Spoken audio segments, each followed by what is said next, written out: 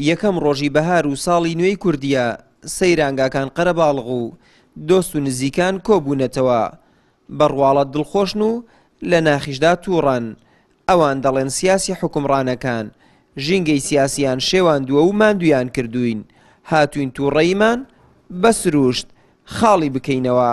والله لە بێزاری هاتوینە دەرێ بدەنا چ خۆشی کوا بە ناشکری ناڵم چ خۆشی هەیە لە بێزاری خۆمان هاتوینە دەر چ قسێکی خۆش نابینین و چ شتێکی خۆش نابیستین و لە بێزاری خۆمان هاتوینە دەرجەوەکی بگۆڕین و ئەگە بێ و معاش بدرا ژینکە خۆشتر دەبوو نەورۆزە بە دوو نەورۆز عالم بەدڵ ناخۆش هاتە دەرێ فەقیرە جلو بەرجی بەسی بکردی خواردنی بەسی بینتە سەفرەی سەدەکری ئەم بێم خواردنی خۆش خۆم تۆ تەماشام بکەی لە سفرەکەی ناکرێ هەموو دەبی وەکو یەک بێ. گەشتیاران ئەم بەهار و نەورۆزە بە نەورۆز و بەهاری ماندووکەر ناو دەبەن لە سایی ئەو سیاسیانەی دۆخی خەڵکیان بەم ڕۆگەیاندووە بۆیە ئومێدی کۆتایی هاتنی خۆی قەیرانە سەپێنراوەکان دەکەن و تا مەزرۆی گەڕانەوەی یەک ڕیزیشن.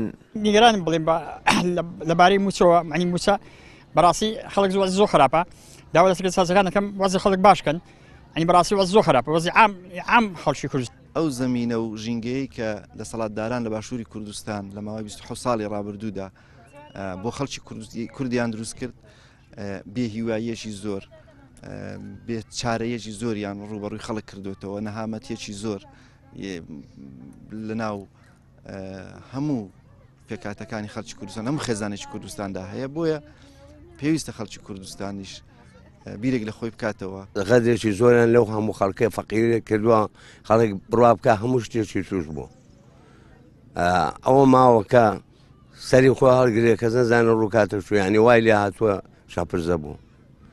4 نەورۆز و بەهارە حکوومەت لە شەکەتکردنی خەڵکی دەستی هەڵنەگرتووە و ئەرکی خۆی جێبەجێ ناکات و مافی هاوڵاتیەکانیشی نادات. قەرەباڵغی سەیرانگاکانیش پەیوەستی دوو هۆکارن بەشێکیان لە دەرووندا ماندوون و پێویستیان بە پشوویە بەشەکەی تریشیان مناڵوونەوەکانیان ناچاری چوونە دەرەوەیان کردوون.